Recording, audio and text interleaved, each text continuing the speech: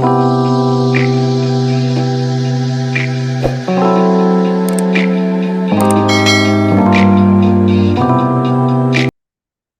everybody, what's going on? I'm Jamie Dawn, your evolutionary revolutionary astrologer, bringing you your celestial wisdom for the week of July 23rd through the 30th of 2023. And even though this week has very few planetary movements, Mercury is going to ingress into the sign of Virgo. That's kind of the big news. That's at the end of the week.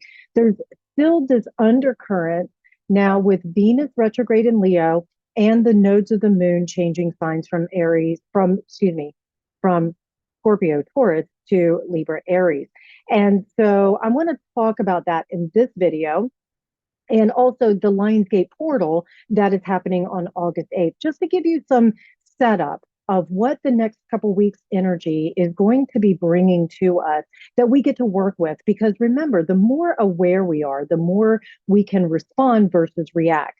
And one thing I just want to say is, yes, I understand emotions are up and we are feeling things so intensely right now.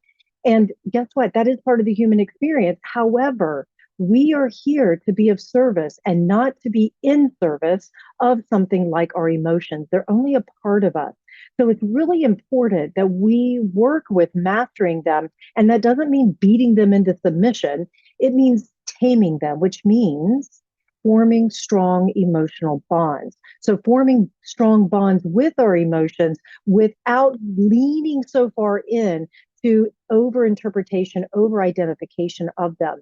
And one technique that I often default to when I'm feeling particularly intense emotions is I am angry, but I feel anger. And so that little shift helps to rewire the brain so it doesn't over identify with the emotion itself. So instead of saying I am, because we are not our anger, it is a part of us, but it is not who we are at our essence. Our true essence is light, is love. And I'm not saying that in this, sunshine and rainbows kind of thing. It really is our true essence. And we often forget that when we get caught up in these emotions.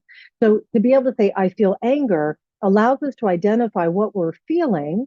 And I'm just using anger as an example, but it allows us to feel what we feel without attaching the story to it and saying, okay, energy and the sensation is called anger. And now let me ride that wave until it moves through me. And then I can meet whatever has triggered that emotion with greater responsiveness. So I'm putting that out there because that's just part of where we're at. And I know so many of you who watch this are high sensitive. And so you're going to be feeling everything. Your skin is porous, or you may feel like your nerves are standing on the outside of your skin, you're exposed, that sort of thing. And so we do this work so that we can relate to others, so we can meet them where they're at, not so we can be a martyr or a victim, because we're not. We can meet this with an awareness that says, I know what it feels like. Let me witness your pain. Let me be with whatever emotion is showing up for you, so that you know you're not alone in this and you have all the tools and all the strength you need in order to meet this. And remember, everything that gets stirred up, everything inside of us is our teacher. There is nobody outside of ourselves that will teach us something that isn't already inside of us. They may remind us or help us remember something that's inside of us, but they're not really teaching us. The teacher is within. So please remember that as you're navigating these next few weeks and days. So here we are. I put that little pin on the map about Friday, July 28th. Mercury moves into the sign of Virgo. It is the ruler of Virgo. Mercury rules Gemini and Virgo. And so with Mercury in its home sign like this, there's a little bit of a setup, as Mercury will retrograde at the end of August, but let's not get too far ahead of ourselves. We have some time. So right now, our minds are going to start to move into more discriminating nature. We may pay more attention to the little things, ready to get ourselves organized. This is a great time for critical thinking, problem solving. The one thing we want to watch for in the critical piece is that we don't become overly critical of ourselves and of others. That's the part that we have to watch for. But let's just say if or when that gets stirred up for us, what's the teacher? What is it telling us about ourselves, right? Just keep coming back to that. The mind is a powerful tool or weapon.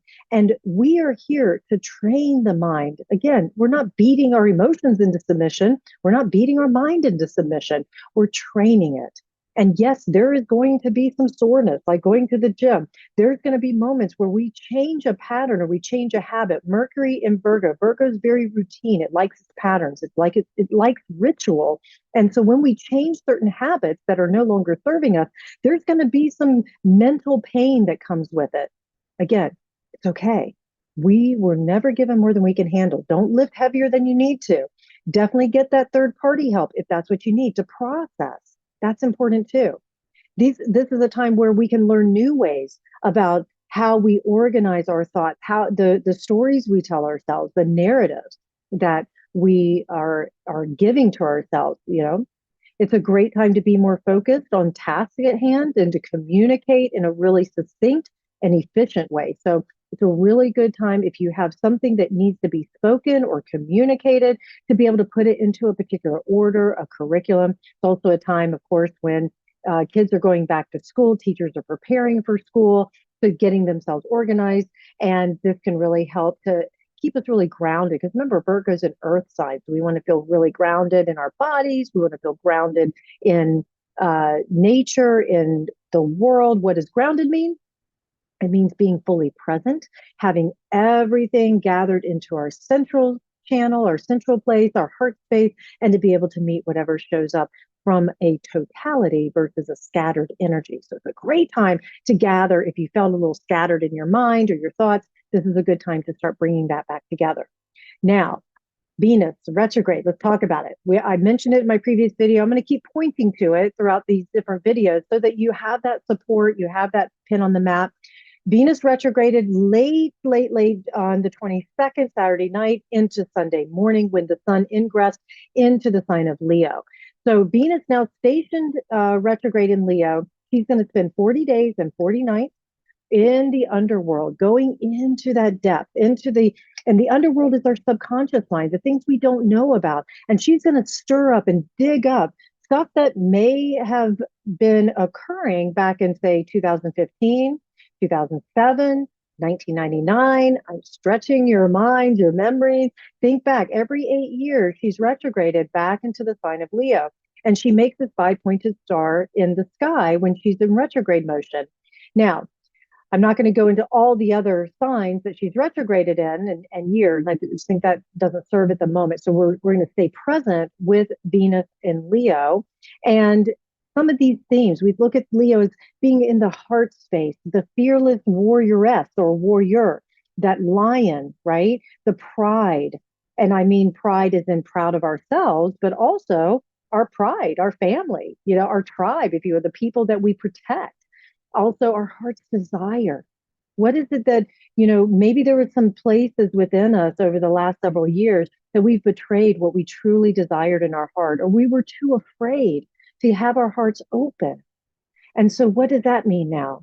Here's Venus. She's going to be inside, I'll say, closer to us because she wants to bring out this subconscious stuff that maybe we've repressed or suppressed because we weren't ready to face it, or it just wasn't the right time. Maybe we just didn't know about it. And so she's asking us to look really deep into our hearts and explore all those places where maybe we have felt unloved or betrayed. Maybe we've betrayed ourselves or we have treated ourselves in an unloving way. It's a perfect setup for that Lionsgate portal on August 8th, because that is that heart opening space. I'm going to talk about that in more detail in a minute, but we just have these downloads and downloads of information coming that help to make our physical hearts, our physical bodies line up with our spiritual bodies. This is a time too with Venus in Leo retrograde to clean up the past, clean up karma. If there's relationships, Venus deals with love, beauty, relationships, values, finances.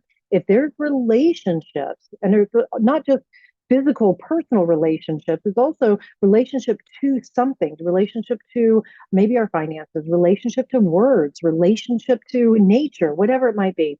This is a time where we are being asked to clean it up, to really, if somebody from your past comes back, it's time to make that clean break. If this relationship is no longer serving, or if there's karmic patterns, what is karma? My definition of karma is habits or conditioned tendencies that we keep repeating over and over again in an unconscious way. Now we have a chance to become conscious of it. So I'm bringing us back to the emotions. When you feel something, it's there to point to maybe a habit, a karma that you can shift consciously. I can shift consciously to do things differently than we've done before. So those themes from 2015 pop up, and you get to say, wait a minute, I remember what I was feeling, thinking, experiencing then, how I dealt with it then may not serve me now. Let me do it differently this time. So we're going to be revisiting some themes that we consider what we consider to be beautiful. Maybe the things that we look inside of ourselves and we say, my heart deserves to be loved in the same way that I can give so much love. How do I open my heart that much more? It's time to rewrite those narratives, rewrite contracts. It's a great time to look at all the commitments that we've made and to ourselves, to others, and rewrite them. If they're no longer serving, maybe deepen them, maybe really get deep into the heart of the matter and say, how do I go deeper and what do I want to do in order to show up even better in this relationship or in my life? Keep in mind, beauty opens the heart. I will offer this. A rule of thumb is you really don't want to make a permanent beauty change or physical change to yourself when Venus is retrograde, because very often you may end up with regret. So, if you're having plastic surgery or tattooing or changing your hair color, even though that can be shifted, but it may take some time, you may look back and go, oh, I wish I hadn't done that kind of thing. But just keep that in mind that is a possibility. If you don't care, then you don't care. It's fine. I will say this too. Some astrologers will say don't start a relationship during a Venus retrograde because not everything will be as it appears to be. And I will say that can be true. You'll have things get revealed over time that you go, oh, if I'd known that, would I still date that person? Would I still be with them? Maybe. And if you're in a permanent relationship or a bonded relationship, you could find some issues with that person that you're like, I don't think this relationship serves. So there could be some breakups during this time. However, I will say this. If you do start a new relationship during a Venus retrograde, take your time. Also keep in mind, it may have some karmic patterns to it, meaning it's there so that you can start to unbind from old habits from previous relationships that you're bringing to that new relationship that needs to be revisited. And that person, what better way of facing ourselves than getting into a relationship, right? And having them poke at all those little buttons inside of us to come up. So pay attention to that. Remember, if you don't have a button, it's not going to get pushed. But I can tell you, we're human. We all bring something to it. So there may be buttons that get pushed. Lionsgate portal, let's talk about it. Okay.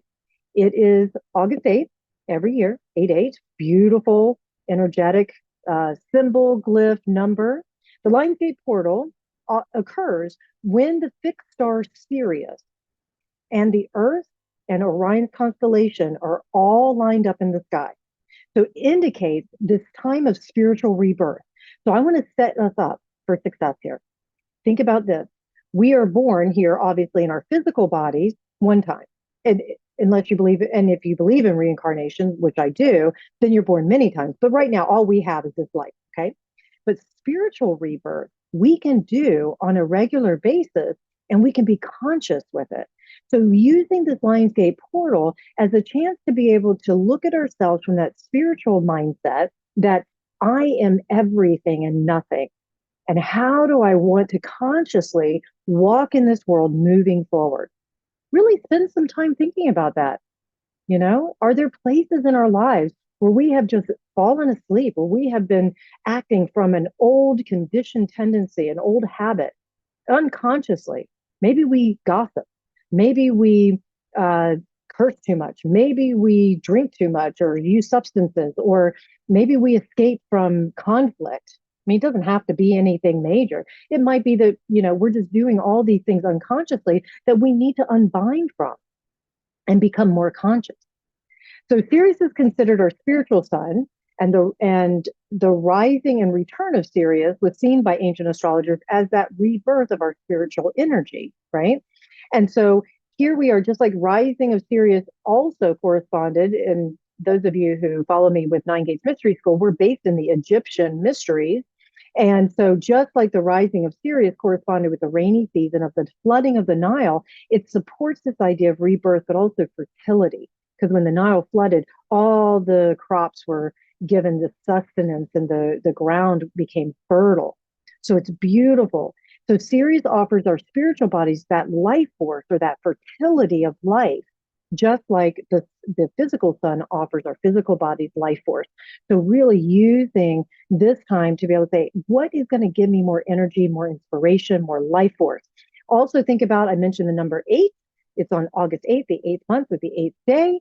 A powerful number combination, because think of it this way, what does the glyph or the number 8 look like? It looks like infinity. It looks like a DNA strand, life force, right? Eternal. That's who we are as beings. We are individuated consciousness coming back into this awareness. And we are all part of this great awareness, this great mind, whatever you want to call it, God, source, whatever. And we're here to have experiences so that we can continue to evolve, so that consciousness can continue to evolve.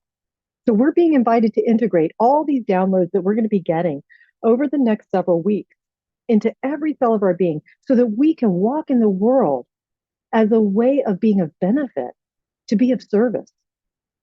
Many of us may experience what's often called in the New Age world, the ascension sickness, if you will. I don't want to call it ascension sickness. It's ascension energy or sensation. Some of it could be sensations that are described like a cold or flu or things like that, while others may feel as if you're vibrating or levitating.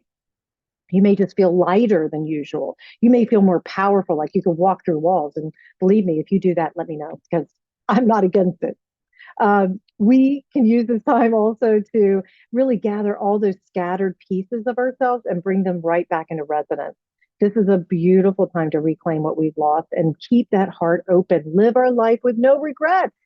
And this is a perfect segue into the nodes of the moon, which are going to be, they went into Aries Libra on the 17th, right at that beautiful new moon in Cancer. And so here we have the nodes changing signs, North Node Aries, South Node Libra, to support us as we keep living our lives with no regrets, our hearts wide open. Why?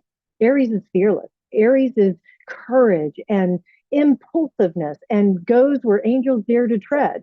And that's what we need. That's what we're working towards, with that being in our North Node now collectively, is that we need to be able to live fearlessly, hearts wide open, hearts on fire, and still, South Node Libra, include those we call beloved, those that we care about, our sentient brothers and sisters, everybody, still include them in that process.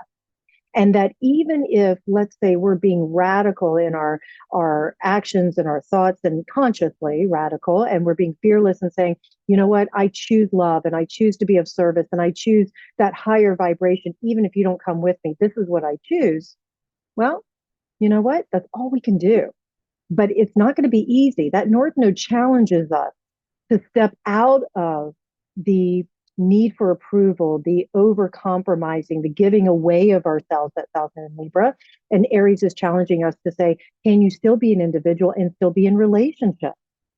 Watch for codependency, right? Like we could find ourselves in inertia and not moving forward because we're waiting for the approval of others, or we're waiting to keep the peace, if you will. This is a time to really step out into the world. With the nodes in Aries Libra, we're forced to become more individualized while we're maintaining those relationships that are closest to us. How do we do it? Follow our instincts. Give ourselves over to taking some risk, especially when it comes to relationships.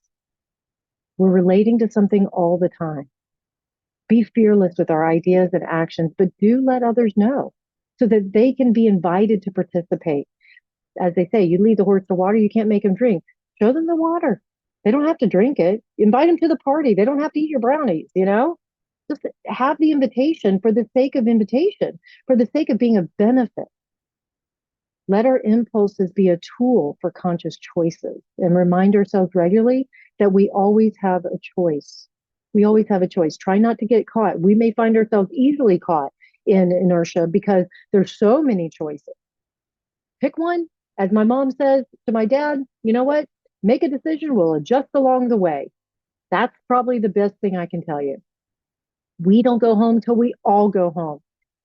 We talk a lot about raising consciousness of this planet, and this is an opportunity to add one more layer without leaving anyone behind. Be passionate about what you are passionate about. Take conscious action towards it, regardless of what anybody else says or does. We do this work of being human to be of service, not in service, of service to another. We endure so others can catch up and feel supported, to be supported. And as I always say, if you need support, reach out.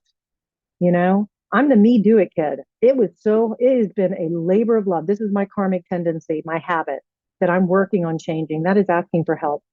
And I can tell you that being part of the Nine Gates community is really helping me to unearth that. And it does take time and it does take testing and trust for that to happen. But I've got to trust myself and I don't have to do it all. So, if you're watching this video and you want to hold me accountable, you want to say, how's that asking for help coming? Bring it. I welcome it. All right, you guys, thank you so much for watching, liking, subscribing, sharing. If you know somebody who would benefit from this video, share the link. And I'll be back in my office July 31st. I look forward to connecting with you. Please take care of each other and just know that you are so, so loved. Take care, everybody.